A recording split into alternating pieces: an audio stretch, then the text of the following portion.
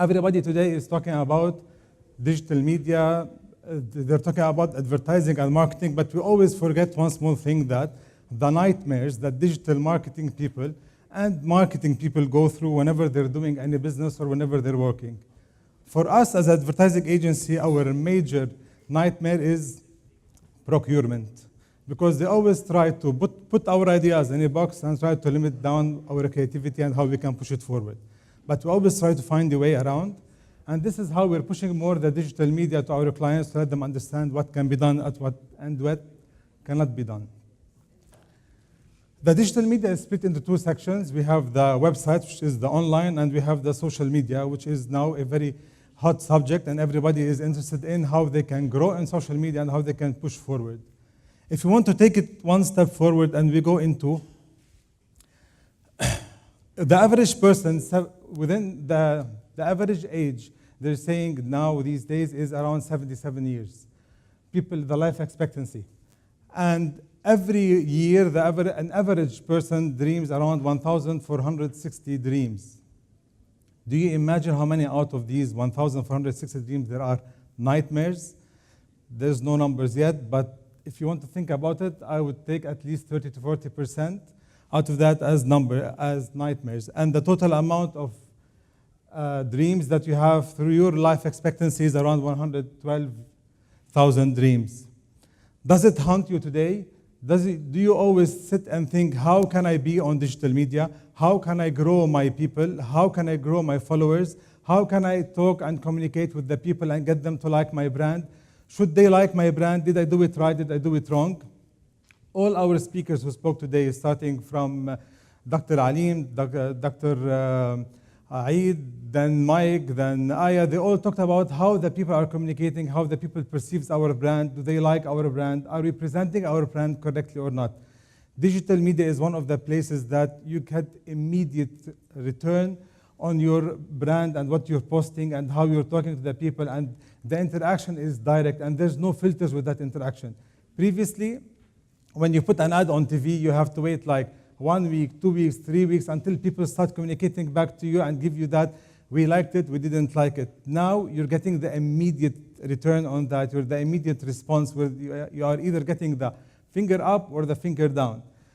And this is how it's affecting our media today, and this is why we always push people to test and see and let them try the team inside, how the people are thinking, so that before we go and we present and before we go and we let the people interact with us. Let's start with a list of nightmares that we believe are there. Number one is that the loose control of the marketing funnel. Today, earlier when we started, that there are certain layers, there are procedures, there are metrics, there are systems that in order for your marketing campaign to be successful, you need to do 1, 2, 3, 4. You don't do that, you fail. Now, with the evolution of the platforms, with the evolution of all the marketing channels that we're using, it's changing in a very rapid way that we tell our clients that whatever Google preached in August have changed today. Do you imagine that Google alone have changed 500 to 600 times their algorithm? Facebook changed the algorithm totally from the day they started until today. Twitter the same, Instagram the same. The algorithms are moving rapidly in a very fast pace, and the only reason why they're doing that is to make more money for them. How can they make sure that you're being more on your edge? Today, if you go to the people and tell them, should I put hashtags on Facebook or not? 2 years ago, hashtags used to be the most important part of a post on a Facebook. Today, hashtags on Facebook will affect your post and will not be seen by the people that you need them to be seen, because it limits down the people that are seeing your post. And there's also one very important fact, that Facebook and Instagram, they belong to the same company, but they work in a totally different way, and they approach their followers or the people online in a totally different way. We'll talk about that in the other nightmares. The lack of planning. Most of the companies that you go to today, and we can give examples from 3-4 years until today, most of the clients we meet, we want a plan for social media, and our budget is 3,000 dirhams. We want you to prepare a full plan that can cover all: YouTube, Facebook, Instagram, Snapchat, Twitter, and we need to have a set of 2 posts per week. You cannot do that. Every single platform requires a different approach. The way that I talk on Twitter is different than the way I talk on Instagram, different than the way I talk on LinkedIn, different than the way, so you cannot have one plan that fits all. It's not anymore all for one, one for all, because you need to approach your consumers in a totally different way, and you need to talk to your audience in a totally different way.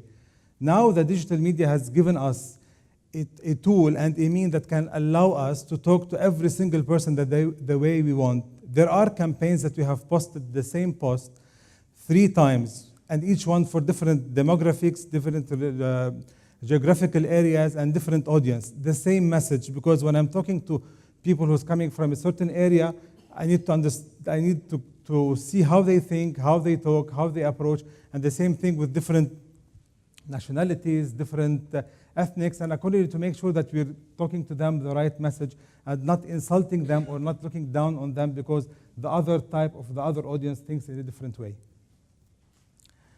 The third nightmare is they make it more difficult. Google is changing their algorithm every single 2 months approximately. You can notice online that they are changing their algorithm so that they can make sure that their metrics and their analytics are more accurate. And they do the last change that happened in September, I think, or 16 August 2017, they said that you cannot have your keywords reach your website easily unless you're having the secure website, which is the HTTPS, which makes sure that now your keywords will be more accurate to reach your website. By doing that, the analytics of every single website through the research cannot be accurate anymore unless you are HTTPS. And this is affecting the whole metrics, the whole analytics, the whole approach of the digital media when you're using your SEO or when you're doing your ASO. The scariest points are metrics that aren't there. Are we measuring the right metrics that we want? Are we using the right tools to reach where we want whenever we're talking to our audience? Are we picking the right channel to talk to our audience? Are we presenting our channel correctly? And this is where a full plan has to be prepared and taking each platform in a different way and a different approach. Not going viral. I don't know if you've heard that, but working in digital and working in digital for the last at least 6 years or 7 years, every single client we sit with and they ask us, we want to do a digital campaign that goes viral. We as an agency, we cannot choose what goes viral, what not.